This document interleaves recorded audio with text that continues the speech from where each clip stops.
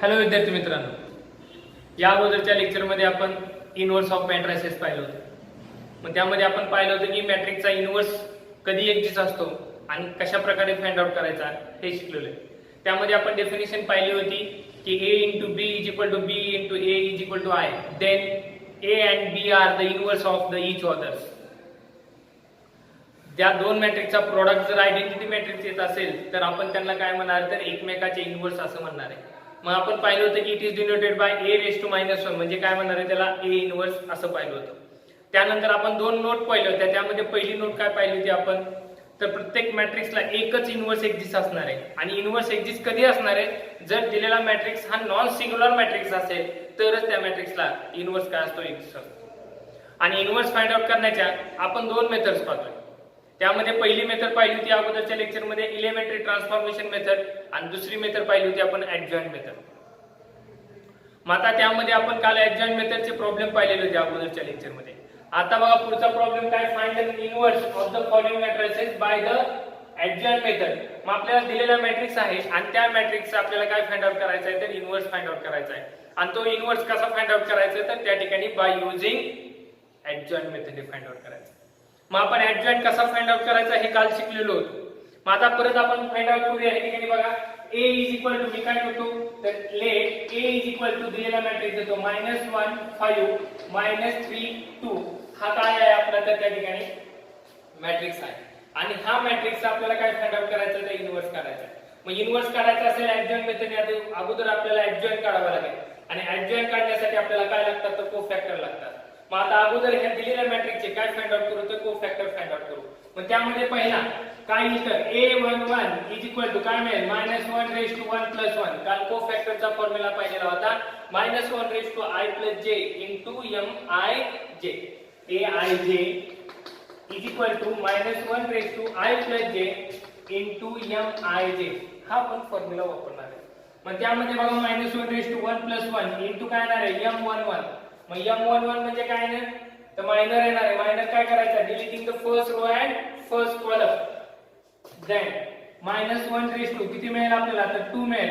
आता डिलीट करा, first row आणि फर्स्ट कॉलम डिलीट केला, राहिलं काय फक्त इथं 2 राहील. -1 ची पॉवर काय आहे, 2 आहे. म्हणजे किती मिळणार आहे, 1. आणि 1 इंटू 2 आपल्याला किती मिळेल, तर 2 मिळेल. म्हणजे मला a11 इज इक्वल टू किती मिळाला, त्या ठिकाणी 2 मिळाला. त्यानंतर पुढे काय फाइंड आउट करणार आपण, तर a12 is equal to a12 म्हणजे काय आहे, -1 raise to 1 plus 2 into m12. म्हणजे इज इक्वल टू काय, -1 रेज टू काय मिळेल, 3 मिळेल. मग deleting the first row and second column. First row आणि सेकंड कॉलम डिलीट केल्यानंतर काय मिळतं या ठिकाणी तुम्हाला, तर -3 मिळतं. काय मिळतोय, -3. मग -1 ची पॉवर काय आहे, 3 आहे. म्हणजे काय मिळणार तुम्हाला, -1 आणि -1 इंटू हे -3 म्हणजे काय मिळालं, 3. म्हणजे a12 इज इक्वल टू काय झालं, तर 3 झालं. त्यानंतरचा पुढचा कोफॅक्टर कुठला येणार आहे, तर या ठिकाणी या एलिमेंटचा -3 चा म्हणजे काय मिळेल, a21 is equal to -1 raise to 2 plus 1 into m21 which is equal to काय मिळेल, -1 रेज टू 2 प्लस 1 किती मिळेल, 3 मिळेल. मग m21 कसा फाइंड आउट करणार, deleting the second row and first column. पण second row first column delete केला, राहिलं काय फक्त इथं 5 राहिलं. म्हणजे काय मिळेल, 5 मिळेल. परत -1 ची पॉवर काय आली, क्यूब आहे, 3 आहे. म्हणजे काय मिळणार तुम्हाला या ठिकाणी, -1 मिळणार आहे इंटू काय मिळणार आहे, हे 5 मिळणार आहे. मग -1 इंटू 5 म्हणजे किती मिळालं आपल्याला, -5. म्हणजे a21 किती मिळालं त्या ठिकाणी, तो 5 मिळाला. आता शेवटचा कोणता एलिमेंट आहे, 2 आहे. आणि या 2 चा काय फाइंड आउट करायचा आपल्याला, तो कोफॅक्टर फाइंड आउट करायचा आहे. म्हणजे त्या एलिमेंटचा कोफॅक्टर म्हणजे काय मिळेल, a22 is equal to -1 raise to 2 plus 2 into m22 into m22. मग या ठिकाणी -1 रेज टू किती मिळेल, -1 रेज टू 4 मिळालं, m22. म्हणजे काय मिळेल, second row second column delete करा. Second row second column delete केल्यावर काय मिळेल त्या ठिकाणी, -1 मिळाला. मग या ठिकाणी बघा -1 ची पॉवर काय आली, 4, e1 आली. म्हणजे काय मिळणार, 1 इंटू -1 म्हणजे काय मिळाला, -1. हा काय मिळाला आपल्याला, a22. मग या पद्धतीने आपण काल पाहिलेल्या फॉर्म्युल्यानुसार मी अगोदर काय काढून घेतले, तर ह्या दिलेल्या प्रत्येक एलिमेंटचे काय फाइंड आउट केले, तर कोफॅक्टर फाइंड आउट केले. आता ह्या कोफॅक्टर फाइंड आउट केल्यानंतर आपल्याला काय घ्यावं लागतो, तर त्या कोफॅक्टरचा मॅट्रिक्स घ्यावा लागतो. त्याला आपण काय म्हणणार आहे, कोफॅक्टर मॅट्रिक्स म्हणणार आहे. मग कोफॅक्टर मॅट्रिक्स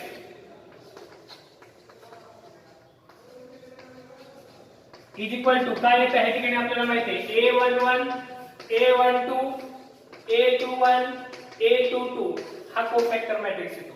मग इज इक्वल टू आपण काय केलेलं आहे ह्या कोफॅक्टरच्या व्हॅल्यूज फाइंड आउट केलेल्या आहेत. मग a11 किती आलेला आहे 2 आला आहे 2 पुट करा. a12 या ठिकाणी किती आला 3 आला. त्यानंतर a21 किती आहे -5 आणि त्यानंतर a22 किती आहे तर -1 आहे. अशा पद्धतीने आपल्याला काय मिळालं तर कोफॅक्टर मॅट्रिक्स मिळाला. आता कोफॅक्टर मॅट्रिक्स वरती थांबायचं का आपल्याला तर नाही. कोफॅक्टर मॅट्रिक्स घेतल्यानंतर त्याचा काय फाइंड आउट करायचा आपल्याला त्याच्यावरून तर ऍडजॉइंट फाइंड आउट करायचा. मग adjoint of A is equal to आपल्याला काय मिळणार तर ह्या दिलेल्या कोफॅक्टर मॅट्रिक्सचा आपल्याला काय घ्यावं लागतं तर ट्रान्सपोज घ्यावं लागतो. मग याचा ट्रान्सपोज घेणार आहे. मग ट्रान्सपोज म्हणजे काय येणार आहे 2 3 -5 -1 म्हणजे काय करणार रो चा कॉलम करायचा आणि कॉलमचा काय करायचा रो करायचा. म्हणजे 2 3 रो आता तो कॉलम केला -5 -1 हा काय झाला कॉलम झाला. म्हणजे त्याच्यावर मला काय मिळालं तर ऍडजॉइंट मिळाला. पण त्या ठिकाणी आता ऍडजॉइंट मिळाला आपण ऍडजॉइंट पर्यंत आलेलो. पण आपल्याला काय फाइंड आउट करायला सांगितले त्यांनी इनव्हर्स फाइंड आउट करायला लावलाय ऍडजॉइंट मेथडने. मग a इनव्हर्स चा फॉर्म्युला आपण काय पाहिला होता तर a inverse is equal to 1 upon determinant of a into adjoint of a हा फॉर्म्युला आहे. फॉर्म्युला काय 1 upon determinant of a into adjoint of a. म्हणजे आता गरज कशाची आपल्याला determinant of a find out करायची. मग आपण काय करणार या ठिकाणी determinant of a is equal to काय मिळेल 2 -5 3 -1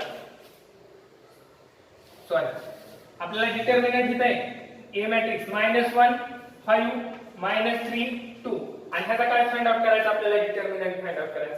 मग डिटर्मिनंट काय येईल बघा या ठिकाणी is equal to -1 * 2 -5 * -3 which is equal to -2 minus minus काय मिळेल प्लस प्लस काय मिळेल 15 which is equal to काय 30. हे काय मिळालं आपल्याला त्या ठिकाणी डिटर्मिनंट ऑफ a ची व्हॅल्यू मिळाली. किती मिळाली व्हॅल्यू तर 13 मिळाली. आपल्याला फाइंड आउट काय करायचं तर a इनव्हर्स म्हणजे काय मिळेल मला या ठिकाणी a inverse is equal to formula काय 1 upon determinant of a into adjoint of a. आपल्याला हा फॉर्म्युला माहिती आहे तिथे लिहिणार वे हॅव मग which is equal to 1 upon डिटर्मिनंटची व्हॅल्यू किती आली 13 आली आणि त्या ठिकाणी ऍडजॉइंट ऑफ a काय आले आपल्याला त्या ठिकाणी 2 - 5 3 - 1.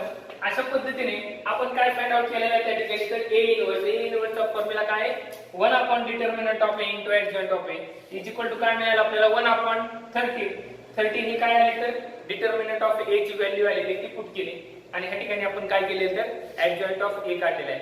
बघा एकदा परत सांगतो काय केलंय आपल्याला फाइंड आउट करायचा a इनव्हर्स मग a इनव्हर्स चा फॉर्म्युला काय a inverse is equal to 1 upon determinant of a into adjoint of a. मग ऍडजॉइंट ऑफ a काढायचा मग ऍडजॉइंट करण्यासाठी आपल्याला कोफॅक्टर्स लागतात. मग कोफॅक्टर म्हणजे 4 एलिमेंट आहे 4 एलिमेंटचे 4 कोफॅक्टर्स मी काढून घेतले a11 -1 + 1 इनटू m11. मग m11 कसा काढला आपण त्या ठिकाणी deleting the first row and first column deleting the first row and first column राहिले काय त्या ठिकाणी 2 मिळाला मग 2 लिहिला. मग त्या ठिकाणी -1 ची पॉवर 2 आहे म्हणजे 1 आला आणि 1 * 2 म्हणजे काय मिळाला 2 मिळाला. अशा प्रकारे मला a11 मिळालं.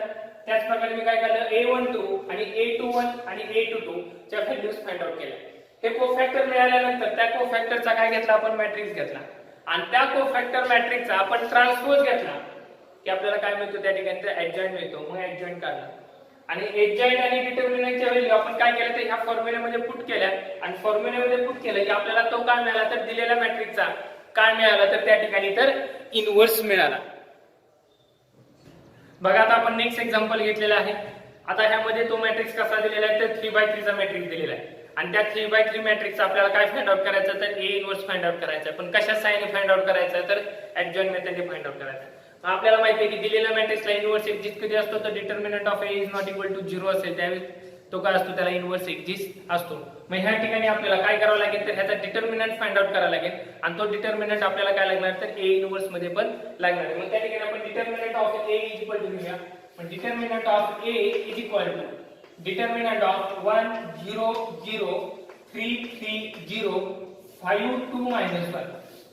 मग आता डिटर्मिनंट फाइंड आउट करूया. मग डिटर्मिनंट काय मिळेल आपल्याला या ठिकाणी हा पहिला एलिमेंट 1 घेणार 1 इनटू ब्रॅकेट आपल्याला काय राहतं या ठिकाणी तर सगळ्यांना माहिती आहे 1 तो रो आणि तो कॉलम सोडून द्यायचा म्हणजे काय राहिलं या ठिकाणी 3 0 2 -1 अशा पद्धतीने राहिलं.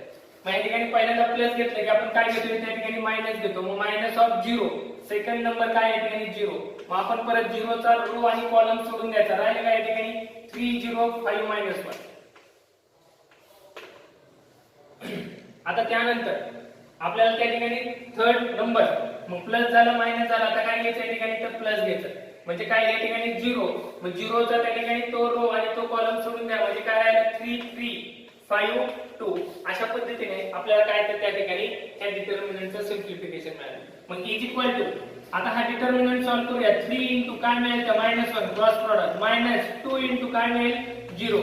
आता 0 ने ह्याला व्हॅल्यू मला मल्टिप्लाय केलं तर काय मिळेल 0, आणि प्लस हा पण काय होईल तर 0 होईल. मग इज इक्वल टू 3 into -1 म्हणजे किती मिळालं -3, 2 into 0 0 झालं, ह्या सगळ्यात 0 टर्म आहेत, म्हणजे मला determinant of a is equal to किती मिळालं -3. -3 is not equal to 0, therefore a inverse exist.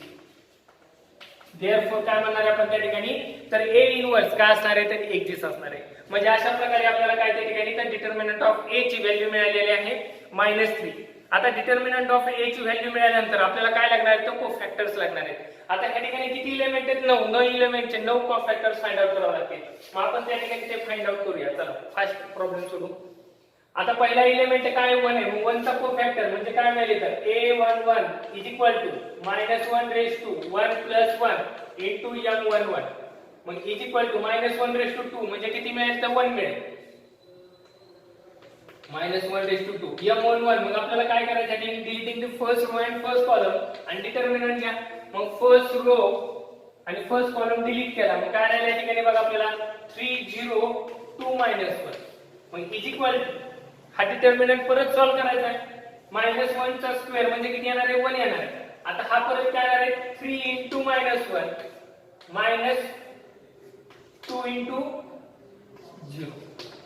आता ह्या ठिकाणी बघा 3 into -1 म्हणजे किती मिळालं -3 मिळालं. म्हणजे ह्या ठिकाणी आपल्याला a11 किती मिळालं त्या ठिकाणी तर -3 मिळालं.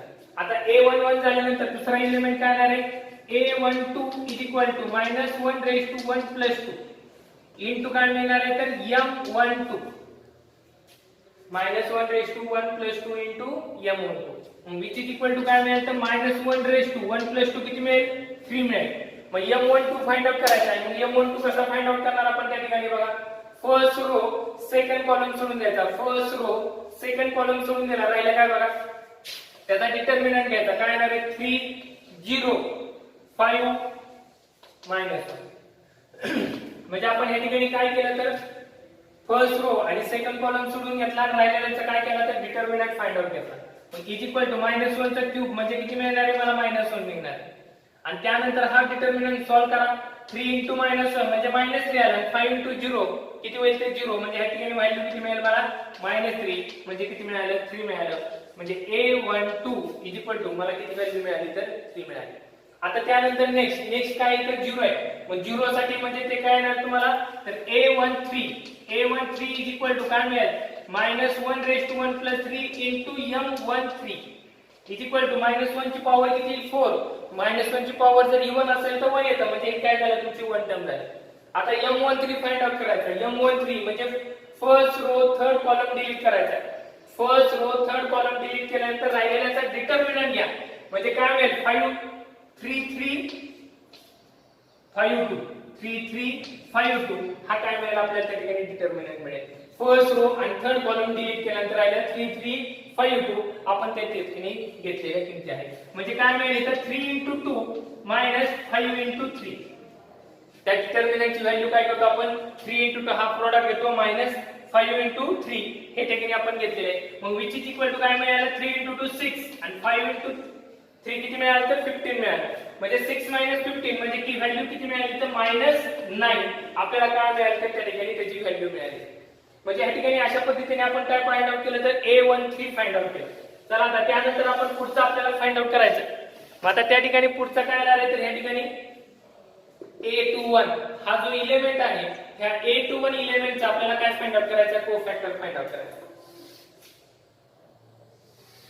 बघा आता या ठिकाणी a21 इज इक्वल टू म्हणजे काय मिळेल या ठिकाणी -1 raise to 2 + 1 into m21 -1 raise to 2 + 1 into m21 मग which is equal to -1/3 मिळेल आणि राहिलेला आपलं डिटर्मिनंट मायनर म्हणजे फाइंड आउट करणार. मग काय करणार second row first column delete करा. Second row first column delete केला. मग राहिले काय त्या ठिकाणी बघा 0 0 2 -1.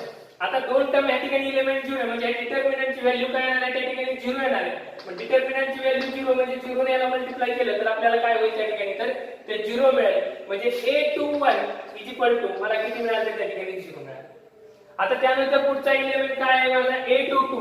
मग a22 -1/2 + 2 into m22 मग -1/2 किती मिळेल 2 + 2 किती मिळेल 4 मिळेल.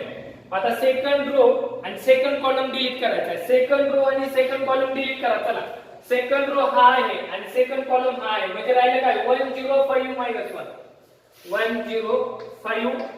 1. मग आता -1 ची पॉवर काय आहे त्या ठिकाणी 4 आहे. -1 ची पॉवर जर 4 असेल तर इव्हन नंबर आहे म्हणजे 1 येणार आहे. म्हणजे ह्याची किंमत 1 झाली. त्या ठिकाणी 1 * -1 म्हणजे किती आलं त्या ठिकाणी -1 आलं. 5 * 0 किती आलं त्या ठिकाणी 0 आलं. म्हणजे व्हॅल्यू किती मिळेल तर -1 मिळेल.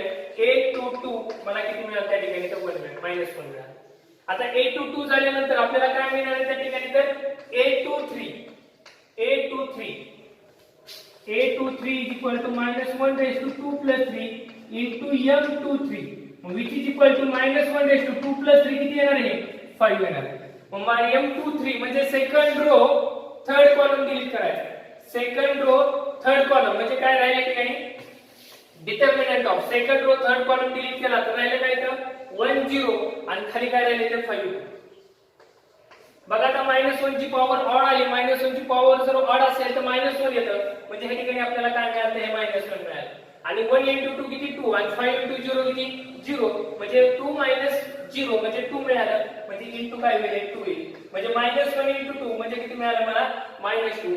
म्हणजे a23 ची किंमत आपल्याला त्या ठिकाणी किती मिळाली तर -2 मिळाली. आता बघा या ठिकाणी आता a23 झालं. त्यानंतर आपल्याला पुढचा फाइंड आउट करायचा आहे a31 फाइंड आउट करायचा आहे.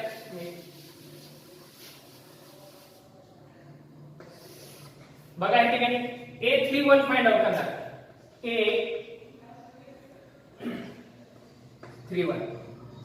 a31 is equal to -1/3 + 1 into m31. -1 ची पॉवर 3 + 1 म्हणजे किती -1/4 मिळेल. m31 म्हणजे third row first column delete करायचा. Third row first column delete करायचा म्हणजे डिटर्मिनंट काय मिळेल 0 0 3 0 म्हणजे डायरेक्ट व्हॅल्यू याची काय येईल तर 0 येईल.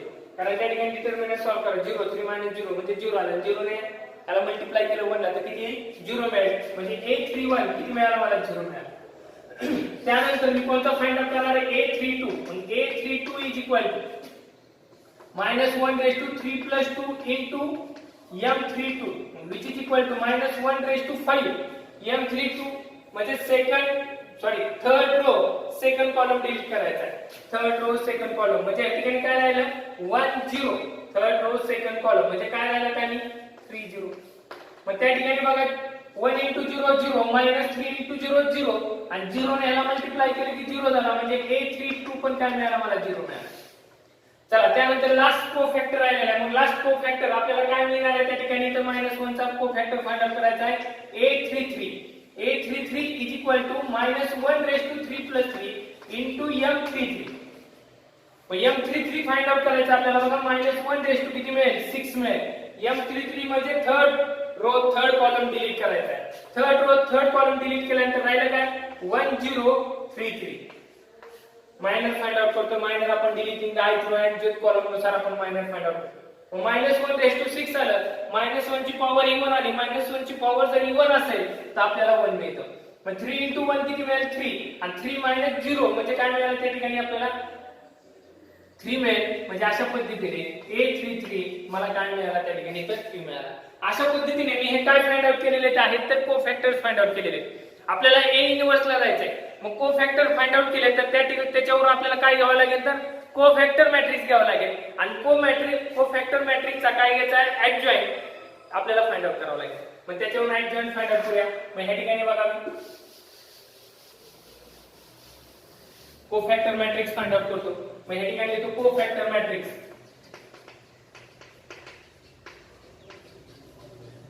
कोफॅक्टर मॅट्रिक्स इज इक्वल टू, आता ह्या ठिकाणी पहिला बघा A11 किती आहे -3, त्यानंतर A12 किती आलाय 3 आलाय, त्यानंतर A13 -9 आहे, चला A21 त्या ठिकाणी किती आलाय माझा 0 आलाय, त्यानंतर A22 -1, त्यानंतर A23 -2, त्यानंतर A31 0, A32 0 आणि त्यानंतर A33 किती मिळाला मला 3 मिळाला. अशा पद्धतीने हा काय आहे कोफॅक्टर मॅट्रिक्स आहे. आणि आता ह्या कोफॅक्टर मॅट्रिक्सचा काय घ्यायचा आपल्याला ट्रान्सपोज घ्यायचा की काय मिळणार तर ऍडजॉइंट. मग आपण येणार adjoint of A is equal to आपण काय घेणार आहे ह्याचा ट्रान्सपोज म्हणजे काय रो आहे तो कॉलम लिहायचा. बघा हा रो आहे तो कॉलम लिहितो -3 -9, सेकंड रो आहे तो कॉलम लिहितो 0 -1 -2 आणि हा थर्ड कॉलम लिहितो 0 0 3. अशा पद्धतीने मला काय मिळालं तर त्या ठिकाणी त्याचा ऍडजॉइंट मिळाला. आता ऍडजॉइंट मिळाल्यानंतर आपण काय जाणार आहे A इन्व्हर्स ला जाणार आहे. मग फॉर्म्युला काय माझा तर A inverse is equal to 1 upon determinant of A into adjoint of A. मग which is equal to 1 upon determinant ची व्हॅल्यू किती आली -3 आली आणि ऍडजॉइंट काय आलेला आहे तो पुट करूया -3 0 0 3 -1 0 -9 -2 into 3. अशा पद्धतीने आपल्याला काय मिळाला आहे तर हा A inverse is equal to 1 upon -3 into हा मॅट्रिक्स. अशा पद्धतीने बघा आपण काय करणार आहे या ठिकाणी 3x3 मॅट्रिक्स दिलेला असेल आणि त्याचा काय फाइंड आउट करणार आहे तर A इन्व्हर्स फाइंड आउट करणार आहोत. बघा आता आपण एक मॅट्रिक्स सोडवलेला आहे आणि त्या मॅट्रिक्सचा इन्व्हर्स फाइंड आउट केलेला आहे. आता पुढचा एक्झाम्पल दिलेला आहे आणि त्याला आपण इन्व्हर्स फाइंड आउट करूया. मग let A is equal to आपण ह्याला नाव देणार let A is equal to काय आहे 2 - 2 4 3. मग आता हा मॅट्रिक्स दिलेला आहे. मग मॅट्रिक्सचा आपल्याला अगोदर काय बघावं लागेल तर त्या ठिकाणी इन्व्हर्स एक्झिस्ट आहे का. मग दिलेल्या मॅट्रिक्सला इन्व्हर्स कधी एक्झिस्ट असतो तर मॅट्रिक्सचा determinant is not equal to 0 असेल तर इन्व्हर्स एक्झिस्ट असतो. मग डिटर्मिनंट फाइंड आउट करूया आपण आधी. मग determinant of A is equal to determinant of 2 - 2 4 3. मग ह्या ठिकाणी आपल्याला डिटर्मिनंट फाइंड आउट करायचं आहे. म्हणजे काय लिहितं 2 × 3 -4 × -. 2 × 3 किती आलं 6 आणि 4 × 2 किती -8 मायनस प्लस म्हणजे किती लिहिले इज इक्वल टू किती मिळालं मला इथे किती 14. मग 14 is not equal to 0. Determinant of A is equal to 14 is not equal to 0. therefore A inverse exist. A inverse exist. मग इन्व्हर्स काय झाला तर त्याला एक्झिस्ट झाला. आता इन्व्हर्स एक्झिस्ट झाल्यानंतर इन्व्हर्स फाइंड आउट करायचा आहे. पण कोणत्या मेथडने फाइंड आउट करायचं तर ऍडजॉइंट मेथडने फाइंड आउट करायचा आहे. ऍडजॉइंट मेथडने फाइंड आउट करायचा आहे म्हणजे आपल्याला काय लागणार तर त्या ठिकाणी कोफॅक्टर्स लागणार. मग कोफॅक्टर्स फाइंड आउट करूया. किती एलिमेंट आहेत 4 आहेत. मग 4 एलिमेंटचे किती कोफॅक्टर्स मिळतील तर 4 मिळतील. चला मग फाइंड आउट करूया. मग काय मिळेल मग आपल्याला इथे A11 इज इक्वल टू काय -1 + 1 into M11. फॉर्म्युला काय Aij equal to -1 to I + j into Mij. Mij म्हणजे काय मायनर कसा फाइंड आउट करायचा deleting the ith row and jth column. आणि त्यानंतर जे व्हॅल्यूज राहतील त्याचा काय घ्यायचा तर डिटर्मिनंट घ्यायचा आहे आणि तो डिटर्मिनंट म्हणजे काय असणार आहे तर मायनर असणार आहे. त्या डिटर्मिनंटची व्हॅल्यू म्हणजे काय असणार आहे त्या मायनरची काय असणार आहे व्हॅल्यू असणार आहे. मग आता ह्या ठिकाणी A11 इज इक्वल टू काय असणार आहे -1 to 2 -1 to 2 M11 म्हणजे फर्स्ट कॉलम सोडून द्या. फर्स्ट कॉलम सोडून दिला किती राहिला 3 म्हणजे काय मिळालं मला 3 मिळालं. म्हणजे A11 किती मिळाला मला 3 मिळाला. त्यानंतर काय फाइंड आउट करणार A12 is equal to -1 to 1 + 2 into M12 which is equal to -1 to 3. M12 म्हणजे काय first row second column delete करा राहिला काय त्या ठिकाणी 4. मग -1 ची पॉवर जर 3 आहे म्हणजे -1 आलं आणि -1 into 4 म्हणजे -4 आलं. म्हणजे A12 इज इक्वल टू -4. त्यानंतर आपला काय येणार आहे A21 is equal to -1 to 2 + 1 into M21. मग -1 to किती मिळालं मला या ठिकाणी 3 मिळालं. M21 म्हणजे second row first column delete करा म्हणजे काय मिळालं या ठिकाणी -2 मिळालं. -2 मिळालं या ठिकाणी बघा. -1 ची पॉवर काय आहे 3 आहे म्हणजे काय मिळालं -1 into -2 म्हणजे किती मिळालं मला त्या ठिकाणी 2 मिळालं. A21 किती मिळालं त्या ठिकाणी मला 2 मिळालं. आता त्यानंतर पुढं काय राहिलं शेवट करायचा A21 मग A22 is equal to -1^2 + 2 into M22. मग आता ह्या ठिकाणी -1 ची पॉवर काय मिळेल तर 4 मिळेल M22 म्हणजे सेकंड रो सेकंड कॉलम सोडून द्या किती मिळालं 2. मग त्याच पद्धतीने A22 मला काय मिळालं तर 2 मिळालं. आता त्यानंतर काय फाइंड आउट करायचं आपण बघा कोफॅक्टर्स फाइंड आउट केल्यानंतर कोफॅक्टर मॅट्रिक्स घेणार आहे आपण. मग कोफॅक्टर मॅट्रिक्स फाइंड आउट करूया. मग कोफॅक्टर मॅट्रिक्स